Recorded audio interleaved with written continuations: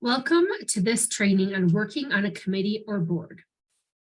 My guess is if you're watching this training, it means that you either are part of a 4-H committee or a 4-H board like the 4-H council in your county, or that you plan to be part of that. Hopefully this training will help you to best serve your county on a committee or board. Let's get started. Maybe wondering what we're going to cover in today's training. First, we're going to review the mission and values of the Wyoming 4-H program. Then we'll look at the roles of a 4-H council, a 4-H committee, and the 4-H educator. Next, we'll take a close look at the job description for a 4-H committee member, and then talk about the role a volunteer plays as part of a 4-H committee. First, let's look at the mission of the Wyoming 4-H program. It's to empower youth to reach their full potential by working and learning in partnership with caring adults. We want you to keep this in mind as you work to make decisions and plan educational opportunities and events for youth in the 4-H program.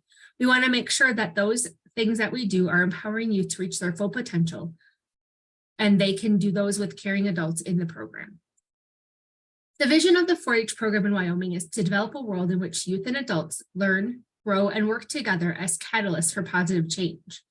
In order to make this happen in the Wyoming 4-H program, we adhere to providing opportunities, both formal and non-formal, for experiential learning. We work to help youth develop skills that benefit them throughout life, often called life skills. We work to foster leadership and volunteerism in both youth and adults. And I think that's important as committee members, because we want to make sure that we're including our young people in the leadership of our committees and our educational opportunities. We work to strengthen families and communities. And we use research-based knowledge available from the land-grant university system, which is the University of Wyoming, and other sources. Our goal is that by following this mission and this vision, we can provide the following youth experience to Wyoming 4-H members. So that if you enroll in the Wyoming 4-H program, you're able to set goals, keep records, and reflect on your learning in a project area, often done at the end of the year with a record book. You're able to have a caring adult to provide support needed to develop life skills through project work. You have the opportunity for hands-on learning experiences. You have the opportunity for a public display of your learning in one or more project areas, often done at the county fair. And you have the opportunity to use the skills that you've learned in your project and club work at a county, regional, state, national, and possibly international level. And a lot of committee work may help with that last bullet, where they're providing those opportunities for young people to use the skills that they've learned. So what's the role of a 4-H council? Some counties don't have 4-H councils. They may have a 4-H advisory committee or a small group of people that are working together to help to shape the program. If you don't know what's going on in your own county, be sure to ask if you have a 4-H council or advisory committee if this is something you'd like to be part of. The role of a 4-H advisory council is first to assist with programming. This may be teaching something, helping to find people to teach something, or creating different programs that can happen at the county level. They also need to help with fundraising, recognition, and this would be a yearly event usually. It could happen throughout the year also, where they're providing opportunities to recognize members for their achievements throughout the year. They're also looking to advocate for the program, which is send a positive message out in the community and promote it to other people so you can get more members to join.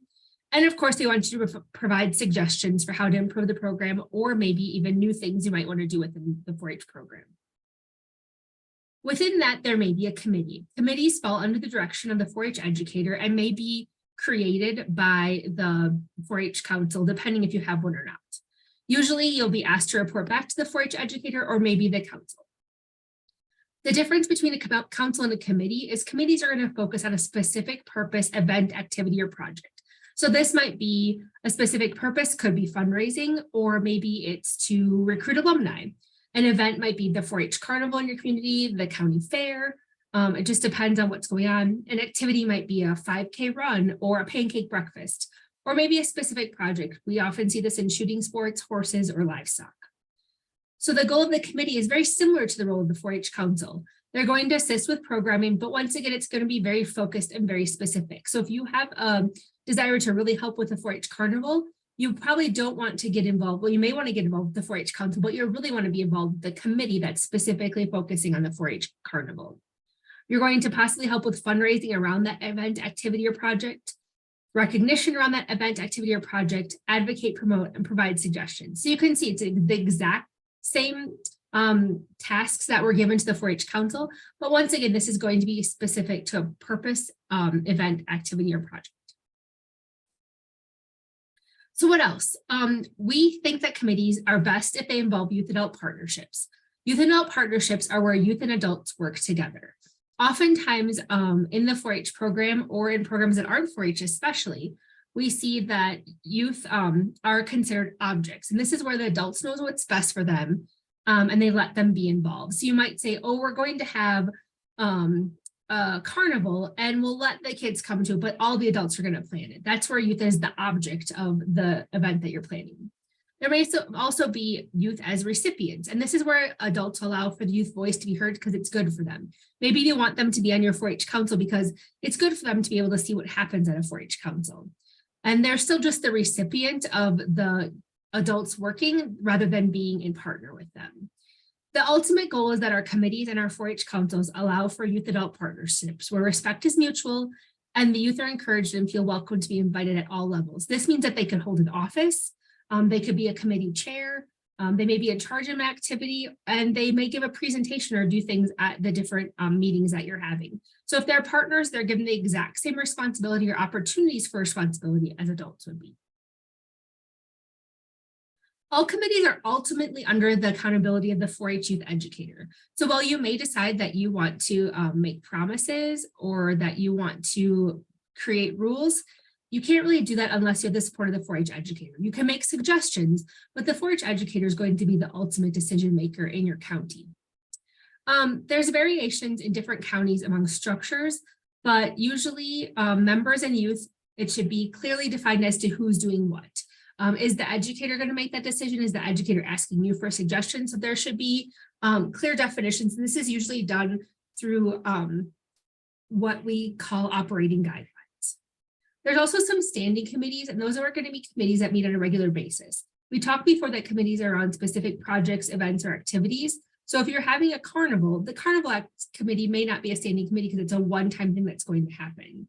If you're doing shooting sports, that may be a standing committee because they're going to meet throughout the year and all the time.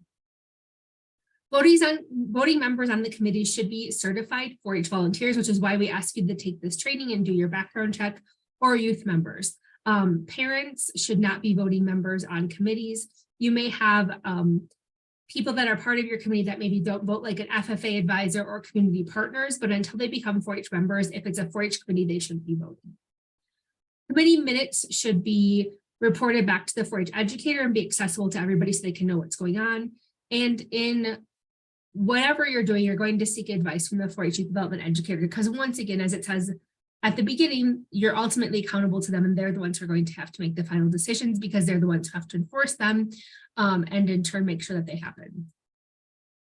So the 4-H educator then is in charge of everything in your 4-H program. They're the overall leadership and oversight for all things that happen in 4-H in your county. This includes the 4-H club community program, outreach programs, which might be in the school, and then being part of the community. And so the reason that we let them make the final decisions on committee work or 4-H councils is in the long run, the buck stops with them and they're going to have to make sure that the things are happening or in turn that the rules are being followed. So what would be your role as a member of the committee? And once again, it's back to those same things that we put under 4-H council, under 4-H committees. We want you to specifically assist with programming, help with fundraising, help with recognition, advocate for the project or activity or the 4-H program in general, promote it, and of course, offer suggestions. As you provide those suggestions, we hope that you will in turn do the first bullet and assist with the programming that you offer suggestions for. So let's look specifically at the job description. This is, you can find this on our website and it'll also be listed next to where this training is posted on our online. So what's the purpose of a committee? The purpose of the committee is to make sure that the 4-H educator and other volunteers, you're going to plan, implement, evaluate programs and activities for the county program. And once again, it's going to be specific to the committee that you're on. So this might be, here's some examples: shooting sports, county council, livestock carnival, fundraising, etc. So how do you know that you're successful as a part of a committee? You're going to see educational activities happening. You're going to see meeting and events related to your area of interest. You're going to see that people are informed about things that are happening that are related to your interest. and you're going to see that you're engaged in the educational process, and basically everybody's working together to achieve the goals. So if your committee is planning and able to provide educational events and activities related to your area of interest successfully, that's when you know as a committee member you're successful. Let's look specifically at responsibilities. We talked big picture before, now let's look at them. What we want you to do as a committee member. First of all, please attend meetings. If you've agreed to be a part of this committee, be at those meetings to make sure that your voice is heard, and in turn the voice of the people you're representing is heard. Once again, plan and help with the activities that are happening. Identify those problems and needs and concerns related to the scope of what you're looking at, and be sure that you not only identify the problems, but also work to help them. Identify and obtain resources to meet your educational goals. So if you're at a livestock committee and you want to host a showmanship clinic, we're not asking you to teach the showmanship clinic. If you want to teach the showmanship clinic, that's great if that's your area of expertise, but we would ask that you maybe use your connections, contacts, or help the 4-H educator or other committee members find a person that could teach that showmanship clinic. And then maybe also you're looking for spaces to host it, or you're helping to market it. So your goal is really to help find those resources that can make those things happen. So you're going to give leadership and guidance to committee work, maybe serve at a subcommittee, maybe the carnival is having a committee and there's going to be some silent auction items, and they're going to have a separate committee that's going to be in charge of getting all those silent auction items. So you might volunteer to serve on that subcommittee. Maybe at the end of the activity or once a year, you're going to review what's happened and look for ways to improve in the future.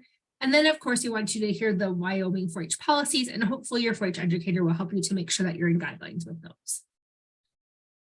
And so that's what's included on the job description online. So feel free to check that out. But those are the things that you may be asked or considered to do as part of a committee in the 4-H program. So let's talk about the operating guidelines that I talked before. So each board should have, or each committee should have an operating guidelines. This is how you're going to work, whether or not you're going to elect a chairman, if you're going to have offices, who can be part of your committee, who are voting members, do you have a limited number? So in turn, you want to make sure that you ask to see those before you get involved with the committee to make sure that you're in agreement with them. Or in turn, if you don't agree with them, then maybe you can work with the 4-H educator and the current committee to help change them. So the operating guidelines are going to talk about what role the committee plays in the big picture of 4-H, who can be part of the committee and who can vote, along with other things that might be specific to that project area that you're instructing on. Does the committee or board have to have their own finances? They don't. However, a lot of committees may choose to have their own finances because they're raising money or they're doing things specific. And a great example is the shooting sports programs, and a lot of counties have their own finances. And if you do decide to have your own finances, you just want to make sure that you're a chartered group, because all groups that have their own EIN number or employee identification number and have bank accounts, checkbooks, raise money that isn't put into the 4-H council or the 4-H county budget needs to make sure that they have their own set of operating guidelines. And so the operating guidelines is going to make sure that you have a group of officers that has their own charter. So the charter is going to make sure that you have operating guidelines, list of officers, and then maybe a plan of things that you plan to do throughout the year so that you're actually using the money that you're raising for the program enhancement. So what kind of resources might you want to look at if you're going to be part of a committee? There is going to be a document called Link Between UW Extension and 4-H Councils, and that's really going to help to help you sort through what the role of each of those groups are, what the role of the 4-H educator is, what the role of the 4-H council, and then what the role of the 4-H committee is. A lot of what we talked about today, but getting a little bit more specific. And so once again, all of these resources are available online and will be part of this training where it's posted. There'll be specific links. You can download those here. Another one is how to develop operating guidelines. So you can see how the operating guidelines were developed for the committee that you're working on, or in turn, if they don't have one, you can help them to develop one. There's also an example of operating guidelines and an example of the group charter renewal form, so you know exactly what kind of things we're asking committees to do. That concludes this training. I hope that you learned a little bit more about what your role would be being part of a 4-H committee. Some people are very active at all levels of 4-H, and some people just choose to be part of a committee because that's where their passion might lie. No matter what your role in 4-H is, we really thank you for being active and engaged, and we hope that you find great ways to enhance the educational opportunities that we offer to young people in the 4-H program through your work on a 4-H committee or board. Thank you very much, and have a great day.